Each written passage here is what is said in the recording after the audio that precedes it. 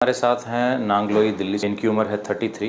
अब से 2 साल पहले इनका एक्सीडेंट हुआ जिसमें एसेटाबुलम फ्रैक्चर हुआ और हिप डिसलोकेट हो गया। काफ़ी कॉमन प्रॉब्लम है, fracture dislocation of hip left side का हुआ।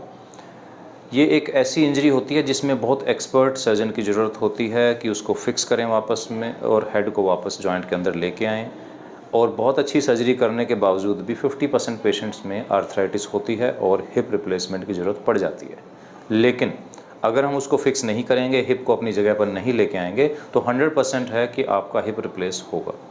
अनफॉर्चुनेटली किसी वजह से वो अनिल ही बताएंगे कि इन्होंने किसी ऑर्थोपेडिक सर्जन से कांटेक्ट नहीं किया और जो मालिश वाले और वो इस तरह के होते हैं उनसे। ऐसा कोई ख़ास कारण कि डॉक्टर के पास नहीं गए? सर उस टाइम ऑपरेशन से डर लगा था बस। बताया तो होगा किसी ने ऑपरेशन? हाँ जी, ऑपरेशन बताया। क्या डर लग रहा था ऑपरेशन से? बस सर वो चेहरा कि कट लगेगा वो कट सब? लगेगा। आप दिल्ली में रहते हैं, जी सर। मतलब ये दिल्ली के हालात हैं कि अवेयरनेस की कितनी कमी है। तो अल्टीमेटली हमारे पास आए अनिल और इंजरी के 2 साल के बाद, और तब तक आपका हिप बाहर ही पड़ा हुआ था। और जब भी जॉइंट अपनी जगह से इतने दिनों तक बाहर रहता है तो उसको वापस दोबारा बनाना नामुमकिन होता है। तो एक तरह से हिप रिप्लेसमेंट प्री डिसाइडेड होता है। तो अनिल पिछले 2 साल से इस तरह से वॉकर के साथ चल रहे हैं और आप देख सकते हैं कि ये लेफ़्ट पैर को ज़मीन पर नहीं टच कर रहे हैं। इस पैर को हवा में रखते हैं क्योंकि हिप जॉइंट है ही नहीं, और अगर ज़रा सा भी इसके ऊपर वेट डालते हैं तो इनको बहुत पेन होता है। तो this is the type of life he is living for last 2 years just because of lack of awareness. The challenge was, अब एक्सरे में आपको दिखाएंगे कि जब फ्रैक्चर डिसलोकेशन होता है तो जो एसिटाबुलम की पोस्टीरियर वॉल होती है, ये एक सॉकेट है और इसकी एक वॉल टूट के पीछे चली गई है। यानी कि हमारे पास जो कप लगाते हैं हम हिप रिप्लेसमेंट का, उसका लगाने के लिए कोई जगह नहीं थी, कोई सपोर्ट नहीं थी। तो ये बहुत ही चैलेंजिंग केस होते हैं। तो हम आपको एक्सरे और सीटी स्कैन दिखाते हैं और हमने इस चैलेंज को कैसे टैकल किया। ये एक्सरे हम देख रहे हैं बिफोर सर्जरी। तो अगर हम पहले नॉर्मल हिप को देखें तो ये सॉकेट है, ये एसिटाबुलम है और ये इसके अंदर हेड ऑफ द फीमर है। This is a normal hip. और आप देखेंगे तो ये जो आर्च है ये पूरी इनकी ऐसे बन रही है। This is a normal hip. लेकिन अगर आप यहाँ देखें तो ट्रोकेंटर इनका ऊपर चला गया है, यानी कि पैर छोटा हो गया है।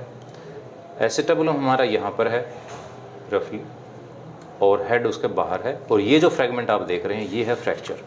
ये जो हड्डी का जो पीस है, जो पिछली जो पोस्टीरियर वॉल है एसिटाबुलम की, वो टूटकर ऊपर चली गई है। तो ये फ्रैगमेंट अलग पड़ा हुआ है यहाँ पर इस तरह से। तो ये सिचुएशन थी जब हमारे पास आए थे। इनफैक्ट ये पुराना एक्सरे है, इनका जो रिसेंट एक्सरे उसमें और भी ज़्यादा वो ख़राब था।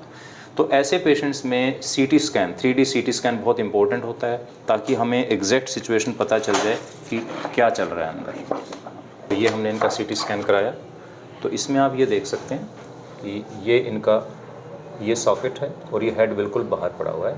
और ये जो फ्रैगमेंट एक अलग से ऊपर देख रहे हैं ये फ्रैक्चर फ्रैगमेंट है, वो शायद एक हेड बिल्कुल बाहर पड़ा है और ये फ्रैक्चर का पीस है छोटा सा जो यहाँ पर पड़ा हुआ है। तो जब हम इसमें सर्जरी करने जा रहे हैं अंदर तो हमें एसिटाबुलम में कुछ भी नहीं मिल रहा है। एक वो दूसरे फिल्म में हम देखते हैं आपको। तो ये देखिए ये नॉर्मल हिप है और ये है जिधर इनको प्रॉब्लम है। तो इसमें जो बॉल है वो बिल्कुल सॉकेट के अंदर है, लेकिन यहाँ पर बॉल बिल्कुल पीछे पड़ी है, सॉकेट यहाँ रह गई है। और जो फ्रैक्चर का फ्रैगमेंट है वो आपका बिल्कुल अलग पड़ा हुआ है, वो आपको दिखाई दे रहा है यहाँ पर। इस व्यू में आप देखिए ये फ्रैक्चर का एक फ्रैगमेंट अलग से पड़ा हुआ है। ये देखिए ये है वो फ्रैक्चर का फ्रैगमेंट, ये अलग से एक पीस पड़ा हुआ है। तो पूरा एसिटाबुलम टूट कर ये पीछे चला गया है। तो चैलेंज वॉज कि हम अपना सॉकेट लगाएं तो किस जगह पर लगाएं। और ये है सर्जरी के बाद का एक्सरे। तो पहली चीज़ थी कि हमें ट्रोकेंटर को सेम लेवल पर लाना है ताकि पेशेंट की लेग लेंथ इक्वल हो जाए, और वो तभी आएगा जब हम सॉकेट को अपनी जगह पर वापस लाएंगे। तो वो जो फ्रैगमेंट ऊपर पड़ा हुआ था सर्जरी से पहले उसको हम नीचे ले आए हैं और स्क्रू डालकर हमने उसको फिक्स कर दिया है। तो एक तरह से हमने सॉकेट दोबारा से रिक्रिएट की है। उसमें ये एक नॉन सीमेंटेड कप लगाया है और इसमें मल्टीपल स्क्रूज डाल के उसको फिक्स कर दिया है। लेकिन अब क्योंकि इस फ्रैगमेंट को हमने अभी फिक्स किया है तो it's just like a fresh fracture, और इसको यूनाइट होने में कम से कम 2-3 महीने लगेंगे। तो तब तक हम पेशेंट को पूरा वेट डालना अलाउ नहीं करेंगे। नॉन सीमेंटेड इसमें लगाया है हमने। तो इस ऐसे केसेस में सीमेंटेड इम्प्लांट की कोई जगह नहीं है, क्योंकि अगर हम इसमें सीमेंट डाल देते हैं तो ये फ्रैक्चर कभी भी यूनाइट नहीं करेगा और कभी ना कभी पेशेंट का जो सॉकेट है वो डिस्प्लेस हो जाएगी and patient will come for a revision surgery. Young patient हैं, ऑलरेडी 2 साल इनके वेस्ट हो चुके हैं। तो अब हमें इनको ऐसा हिप देना है that he can live a normal life for years together. अगर हम एग्जामिन करें पोस्ट ऑप, पहले पैर 1 इंच छोटा था, जी सर। 1-1.5 इंच छोटा था, अब लेग लेंथ बिल्कुल इक्वल है। पैर की उंगली चलाइए, ये बहुत इंपॉर्टेंट है क्योंकि जब भी फ्रैक्चर डिसलोकेशन होता है, कई बार फ्रैक्चर की वजह से और कई बार सर्जरी की वजह से फुट ड्रॉप हो जाता है। हाँ जी, उस दिन हो गया था। शुरू में हो गया था, फिर धीरे धीरे रिकवर कर गए। तो जब एक बार इनकी नर्व इंजरी हो चुकी है, रिकवर हो गई है, तो सर्जरी के दौरान हमें और ज़्यादा केयरफुल रहना पड़ता है। तो कई बार सर्जरी के दौरान दोबारा फुट ड्रॉप हो जाता है, तो हमें बहुत ही केयरफुल रहना पड़ता है इन पेशेंट्स के लिए, क्योंकि अगर फुट ड्रॉप होता है तो पेशेंट को फिर बहुत लंबे समय तक या तो लंगड़ा के चलते हैं या उनको फिर एक और सर्जरी की ज़रूरत पड़ती है। तो this was a very challenging case और हमारी टीम के लिए काफ़ी अच्छा चैलेंज था, लेकिन क्योंकि हमारे पास हर तरह के इम्प्लांट अवेलेबल हैं, हर तरह के फिक्सेशन डिवाइसेस अवेलेबल हैं, तो हम इन केसेस को बड़े इजीली हैंडल कर सकते हैं।